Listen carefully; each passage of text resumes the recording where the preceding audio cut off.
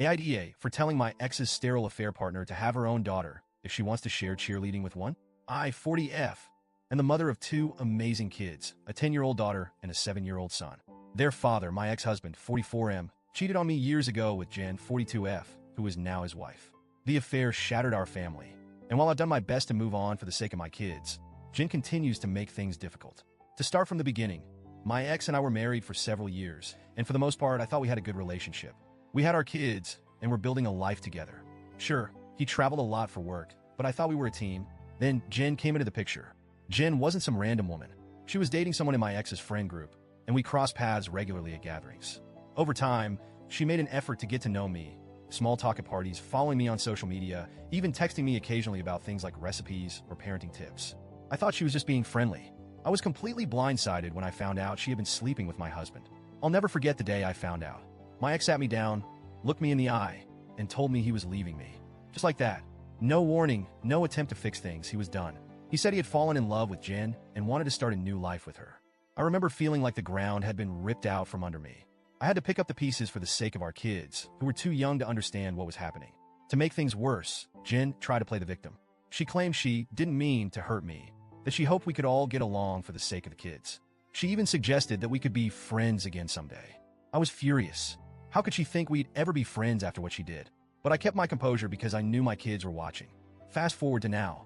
My ex and Jen have been married for several years. He only has custody of the kids 6 days a month, which is partly because of his demanding work schedule.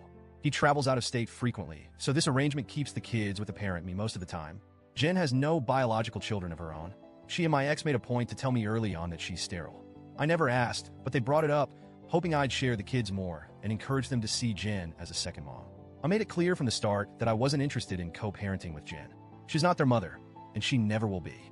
I've always supported my kids having a relationship with their dad, but Jen's involvement is not something I'm willing to facilitate. I've kept things civil for the sake of the kids, but I've also set firm boundaries. Jen, however, doesn't seem to respect those boundaries. Which brings us to the current issue. Jen was a cheerleader in her youth, apparently a very enthusiastic one. She volunteers with local cheer programs and has been trying to get my daughter into cheerleading for a while now. My daughter is not interested. She's more into art and science, and while she's tried a few sports, cheerleading has never been on her radar. A couple of weeks ago, my daughter came to me visibly upset. She told me Jen had been pressuring her to join a cheer program and that her dad was backing Jen up. She said they'd been talking about it during her last visit, and Jen kept going on about how much fun it would be and how it was something they could do together. My daughter told them she didn't want to, but they wouldn't let it go. She asked me to step in and help. As part of our custody agreement, decisions about extracurricular activities need to be agreed upon by both parents. So, I reached out to my ex through the parenting app we use and told him our daughter would not be joining cheerleading unless she wanted to. I emphasized that she'd already expressed her lack of interest and that they needed to respect her wishes. Instead of responding on the app like he's supposed to, he sent me a series of angry texts. He accused me of ruining things, said I was being unreasonable, and called me a bunch of names I won't repeat here. Then Jen got involved. She tried calling me, but I didn't answer. I don't see the point in engaging with her directly. But a few days later, I ran into her at a store, and she decided to confront me in person. It started off somewhat civil. She said she felt like I was punishing her by not letting her bond with the kids. She went on about how she's been in their lives for years, and how she has every right to share things like cheerleading with them.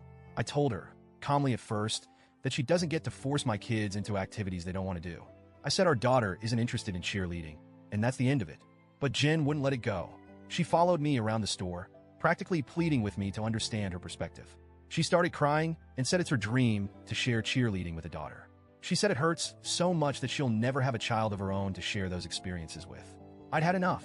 I turned to her and said, if you want to share cheer with a daughter, then go have one of your own. Leave mine alone. She stopped dead in her tracks, and I walked away. She didn't follow me after that, but the fallout was immediate. My ex called me later that day, furious. He said I was cruel to say that to Jen, knowing she can't have children. He demanded I apologize, but I refused. I told him Jen needs to respect our daughter's wishes and stop trying to insert herself into places she doesn't belong. Now I'm wondering if I went too far. On one hand, I feel justified in standing up for my daughter. She shouldn't be pressured into doing something she doesn't want to do, especially by someone who isn't her parent. On the other hand, I can see how my comment might have come across as harsh. I wasn't trying to hurt Jen. I just wanted her to back off. So, Reddit, AIDA?